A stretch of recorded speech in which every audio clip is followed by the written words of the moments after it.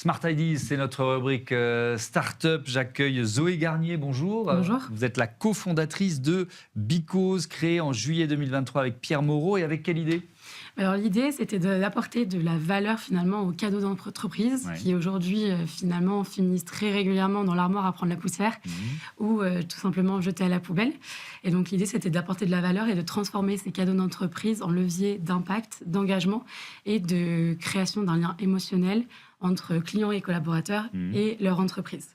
Donc vous parlez de cadeau, un cadeau qui devient un don, c'est ça? C'est ça, un cadeau. Donc, c'est cette petite carte cadeau solidaire. Donc, c'est un don préfinancé par l'entreprise, offert aux collaborateurs ou aux clients selon le cas d'usage, et au bénéfice d'associations locales directement choisies par le bénéficiaire, du coup, selon ses propres sensibilités. Et ça veut dire que sur la plateforme Because, on trouve quoi? On trouve des associations, des causes pour lesquelles on peut s'engager? C'est une très bonne question, parce que nous, on va mettre en avant la cause plutôt que l'association pour vraiment donner du tangible finalement au don, à l'aspect économique. Et donc, en fait, quand le collaborateur ou le client reçoit son cadeau, il va avoir un QR code à scanner, arrive sur notre plateforme, la marketplace de la bonne action, que nous, on a utilisé pour cataloguer finalement les actions terrain de nos associations partenaires. Il va pouvoir remplir ses sensibilités. Est-ce qu'il est plus pour la lutte contre la déforestation, pour le soutien aux femmes victimes de violences ou les enfants à l'hôpital, par exemple.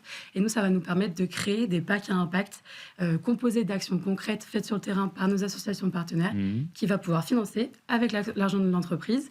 Et nous, du coup, on va pouvoir après mesurer l'impact de tout ce qui a été financé finalement et fournir cette mesure d'impact aux entreprises qu'elle va pouvoir valoriser dans sa communication interne et dans ses rapports extra-financiers comme la CSRD. Oui, effectivement. Votre modèle économique, c'est quoi? Ce sont les entreprises qui financent, c'est ça? Oui, ça reste totalement gratuit pour les associations. Ça, c'est vraiment un positionnement qu'on a et qu'on aimerait garder le plus longtemps possible.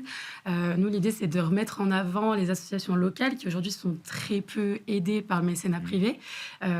Finalement, aujourd'hui, elles ont plus besoin de nous que jamais. Oui, parce que les moyens publics sont en train de se réduire, évidemment. Donc, on essaie vraiment de les intégrer à ça. Et donc, oui, notre modèle économique, c'est bien de faire payer donc, les entreprises une commission et des prestations qu'on ajoute en fonction de... Oui, alors qui dit don ou association qu'on finance, etc., il y a toujours la question du contrôle, de où va l'argent, à qui va l'argent, etc. Comment vous garantissez finalement aux entreprises, aux salariés, que le don qu'ils font en passant par vous va être vraiment efficace? Alors en fait, nous, on a une granularité. Au début, on va avoir la thématique, donc on en a 4, environnement, social, humanitaire et animal. Dans ces thématiques, on a des causes. Donc par exemple, dans le social, on va avoir les enfants à l'hôpital, les femmes victimes de violences, l'égalité des chances, etc. Et dans ces causes, on va avoir des actions. Enfants à l'hôpital, ça va être distribuer un jouet à un enfant malade, par exemple. On ne pourra jamais garantir aller aussi loin dans la granularité. Le suivi du don sur l'action, parce que forcément, si c'est 3,88 € pour financer un jouet à un enfant, on ne pourra pas vraiment aller vérifier que ce 3,88 € allait sur ce jouet d'enfant. Par contre, on va pouvoir aller retracer à la cause. Donc ça va bien à la cause des enfants à l'hôpital. Quel que soit du coup après l'action qui est mise derrière, mais voilà. Et les entreprises, vous nous l'avez dit, elles peuvent valoriser, c'est une façon de valoriser leurs actions de mécénat, c'est ça? C'est ça, exactement. En fait, nous, on vient débloquer des budgets aujourd'hui qui sont des budgets RH, marketing. Donc, ça va être les récompenses RH, les welcome packs, la cooptation. Ça peut être le marketing avec les offres de parrainage, les cadeaux d'affaires. Et ces budgets-là, on les transforme en mécénat. Donc, ça permet aussi d'avoir des leviers avec... des leviers fiscaux pour pouvoir récompenser plus à moindre coût.